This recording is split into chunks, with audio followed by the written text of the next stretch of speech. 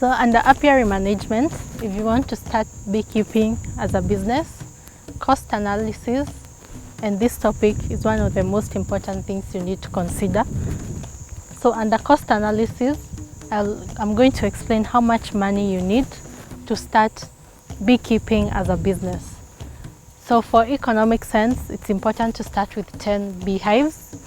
And then you can note that these 10 hives will be the Langstroth hive for this analysis. So the standard modern hive, which is known as the Langstroth hive. And you can also have a different analysis for other types of hives, which will be the Kenya top-bar hive or the long Langstroth or the box hive. So for this section, we are considering the modern Langstroth hive. So to start beekeeping as a business, it's important to buy 10 of the hives. And for 10 hives, you'll need equipment and maybe basically stands to set up your apiary. So one beehive goes for 5,000 shillings. So for 10 beehives, this will amount to 50,000 shillings. You also need metallic stands to hold the beehives where you'll place your beehives on. And one stand costs 1,500 shillings. Hence, 10 stands will cost you 15,000 shillings. With the bees, when it comes to time for harvesting, you're going to need the following equipment to be able to do the harvesting yourself. So you're going to need a honey extractor. So the most basic honey extractor is a plastic one. For someone with 10 hives, then this is sufficient for you. So the plastic honey extractor will be 25,000. And it's good to note that there are other types of extractors. So the more you grow, you can get a better one or even electric ones, depending on the capacity you're willing to produce. And then you need 2 pieces of bee suits. Why we say 2 is because you need to have a partner in beekeeping, because unless you're really alone, it's good if you find someone to just support you while you're in the field, and they'll help you carry up some pieces, or you can request them to pass something to you when you're working the hive. So try to have 2 people in the hive at any time. So 2 pieces of bee suit will cost you 10,000. And then you need a smoker and a hive tool and a bee brush, all of them which will come to 5,000 shillings. And then 1 double sieve for filtering and sieving your honey to make sure you pack clean honey, even if it is raw honey. So 1 double sieve will cost you 5,000. So the cost of starting a small beekeeping as a business will cost you 110,000 for this type. But it's good to note that you can also start with 1 beehive, whereby you'll just buy 1 beehive for 5,000 and 1 metallic stand for 1,500 and still set up on your site. And you can continue adding the beehives as you go along. So you don't have to have all this equipment. You can also borrow the equipment from someone or from another company, because even Yata beekeepers can lease you our equipment and you can use it and bring it back. So you can borrow the equipment, so you can start with the beehives, or you can also start with the beehives and then buy the equipment later. So you can also play around with this, but always know that it's good to have 10 hives in an apiary site.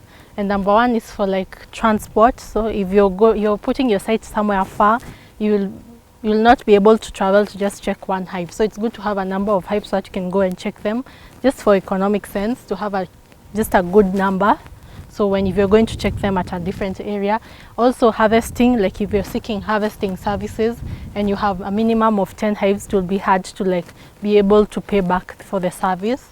So it's good to have a good number of hives while starting. So in your cost analysis, it is important to include certain things like packaging materials. I know it's not included here, but you need to consider how much it will cost you. So you can pack in either plastic or glass. And I have to say that glass is preferred because honey actually reacts with plastic. And if you want to store your honey for a long time, it's good you pack it in glass so that it can last for a longer time, which is essentially like forever, because pure honey cannot spoil. So consider packaging material, which might cost an additional 5,000. And also consider the cost of transport, because all this equipment you have to take them to the site. So possibly if you're going further away the distance, consider how much it will cost you to transport all these items, including labor, and also include labor for clearing the apiary site and installation of the hives. We are now on revenue analysis. And on the same revenue analysis, we're going to be considering we now have 10 hives that we purchased under the cost analysis. So the production capacity of 10 hives, you can get per hive of Langstroth, you can get 10 kilos per hive per harvest. So every time you harvest, you'll get 10 kilos. And then in harvesting seasons, you can harvest 3 times a year, meaning every 4 months you'll have a harvest. So every 4 months, which is actually a maximum period, you can be able to get some honey from your hive. Farm gate price, which is generally the price we expect to sell as a farmer to an aggregator or maybe a company that distributes honey, is between 400 to 500 shillings. So as a farmer, the cost of producing honey for you should be between 400 and 500, so that you can be able to get some money back. And generally in Kenya, people are willing to buy at that price, farm gate price. So 400 to 500 can be able to sell your honey. And then the market price for honey currently. So on market price, I'm thinking if you decide to incur the cost of packaging and marketing for yourselves, you can be able to sell your honey at between 700 to 1,000 shillings in Kenya currently. So that's the price of honey.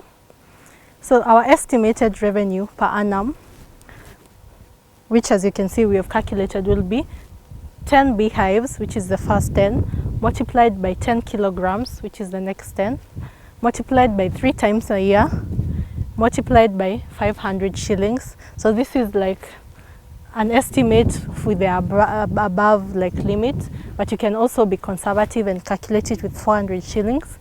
So in this, you'll get 150,000 shillings.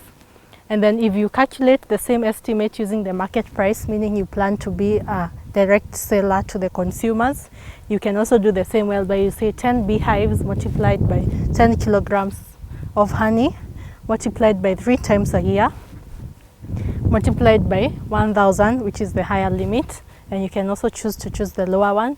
So you'll get 300,000 per annum. So this amount is per annum, not per harvest. So the whole year you'll get 300,000. So beekeeping, like any type of business, it's a long-term investment. So it also has a lot of risks involved in it. And it's important that you speak to some experts to get you started.